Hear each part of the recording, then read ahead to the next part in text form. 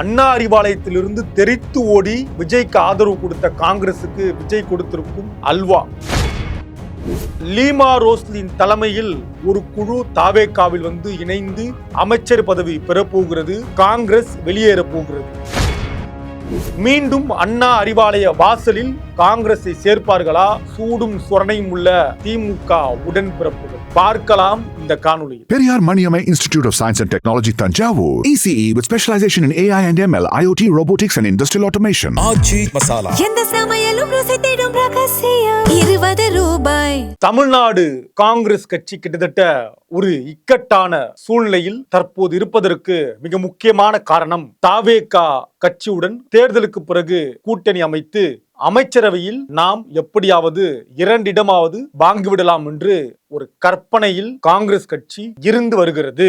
ஆனால் தற்போது நமக்கு வந்திருக்கக்கூடிய ஒரு தகவல் என்ன தகவல் அப்படின்னா, அந்த தகவலுடைய அடிப்படையிலிருந்து நம்ம அந்த தகவலை புரிஞ்சுக்கணும். இன்றைக்கு காங்கிரஸ் கட்சியினுடைய தேர்தல் வெற்றி கேரளாவில் மிகப்பெரிய அளவில் அமைஞ்சிருக்கு இல்லையா? அங்க சதீசன் முதலமைச்சராக காங்கிரஸ் கட்சியின் முதலமைச்சராக தேர்வு செய்யப்பட்டிருக்கிறார். அந்த முதலமைச்சருடைய பதவியேற்பு விழாவிற்கு நம்முடைய முதலமைச்சர் திரு ஜோசப் விஜய் அவர்கள் அங்கு சென்று கலந்து கொள்ள இருக்கிறார் என்கிற ஒரு தகவல் சில நாட்களுக்கு முன்னால் இருந்தது. ஒரு 2-3 நாட்களுக்கு முன்னால் எதிர்பார்க்கவும் பட்டது. ஆனால் அது நடக்காமல் போனதற்கு காரணமாக பார்க்கப்படுவது தமிழ்நாட்டில் காங்கிரஸ் கட்சிக்கு இருக்கக்கூடிய ஒரு நெருக்கடியான நிலை.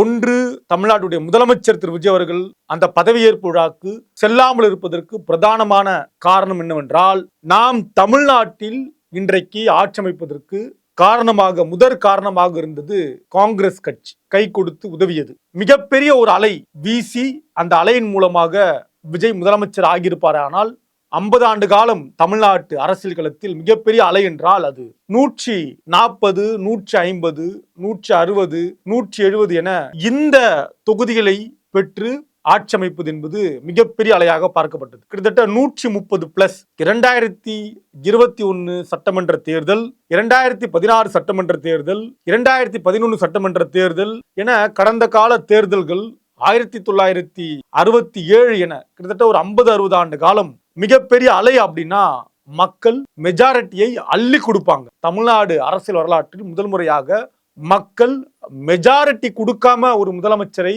தேர்வு செய்யணும்னு முயற்சி பண்ணது தாவேகா தலைவர் விஜய் தான்.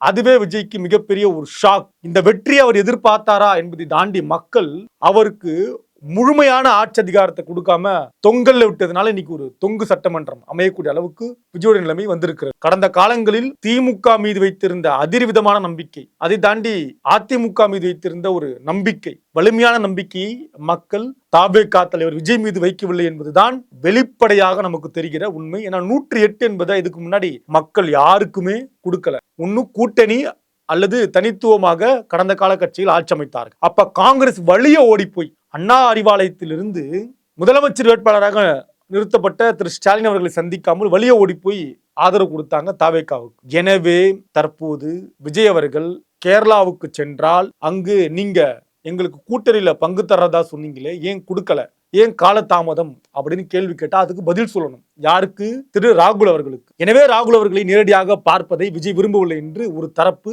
நமக்கு தகவலை கொடுத்திருக்கிறது. இரண்டாவது, ராகுல் அவர்கள் பதவியேற்பு விழாக்கு வந்தார் இல்லையா, திரு விஜயுடைய பதவியேற்பு விழா, அந்த விழாவில் திரு ராகுலுக்கு உரிய மரியாதை கொடுக்கவில்லை. அவர்களுக்கு தேவையான இருக்கைகளை கூட ஒதுக்கவில்லை. காலங்காலமாக முதலமைச்சர் அமைச்சர் பெருமக்கள் மேடையில் அமருவாங்க, அதற்கு எதிர சிறப்பு விருந்தினர்கள் அமர்த்தப்படுவார்கள். இந்த புரோட்டோகால் கூட தெரியாம உரிய மரியாதை கொடுக்க தவறிவிட்டார்கள். எனவே மேடையிலேயே ராகுலை அமர வைக்கக்கூடிய நிலைமை ஏற்பட்டது. அந்த கோபம் திரு ராகுல் அவர்களுக்கு இருக்கிறது. எனவே இதற்காகவும் அவர் தவிர்த்திருக்கிறார். மூன்றாவதாக தான் மிகப்பெரிய மாஸ்டர் ஸ்டோக். தாவேகா தலைவர் விஜய் தற்போது என்ன நினைக்கிறார் என்றால், நாம் முதலமைச்சராக ஆவதற்கு காங்கிரஸ் காரணமாக இருந்தாலும் இந்த ஆட்சி 5 ஆண்டு காலம் நீடிக்க வேண்டும் என்றால் நமக்கு அதிமுகவில் இருந்து உடைந்து வரக்கூடிய ஒரு குழு இருக்கு இல்லையா, 24, அது 30 கூட மாறலாம், 32 கூட மாறலாம். எனவே அந்த குழுவை நம்மோடு இணைத்து கொண்டால், அவர்களுக்கு உரிய மந்திரி பதவிகளை கொடுத்தால் நாம் குறைந்தபட்சம்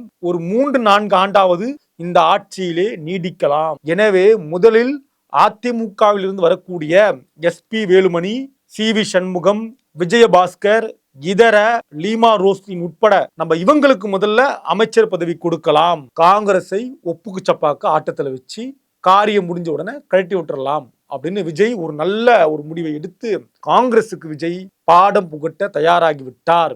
எனவே மீண்டும் அண்ணா அறிவாலயம் வாசலுக்கு காங்கிரஸ் ஓடி வந்தால் கதவு திறப்பார்களா? சூடு சுரணை உள்ள திமுக காரர்கள் என்ன செய்வார்கள் காங்கிரஸ் என்பதை அரசியல் களத்தில் நாம் பொறுத்திருந்து பார்க்கலாம். எனவே விஜய் தற்போது மிகப்பெரிய அல்வாவை காங்கிரசுக்கு கொடுத்திருக்கிறார் என்பதுதான் நமக்கு வந்திருக்கக்கூடிய சில தகவல். தொடர்ந்து பேசலாம், எங்களோடு இணைந்திருங்கள் அரசியல் களத்தில். இது கிங் டிவி, நான் உங்கள் தமிழ்மாறன். நன்றி, வணக்கம். Periyar Maniamai Institute of Science and Technology, Tanjavur. ECE with specialization in AI and ML, IoT, robotics and industrial automation. ஆச்சி மசாலா. எந்த சமையலும் ருசி தேடும் ரகசியம் 20 ரூபாய்.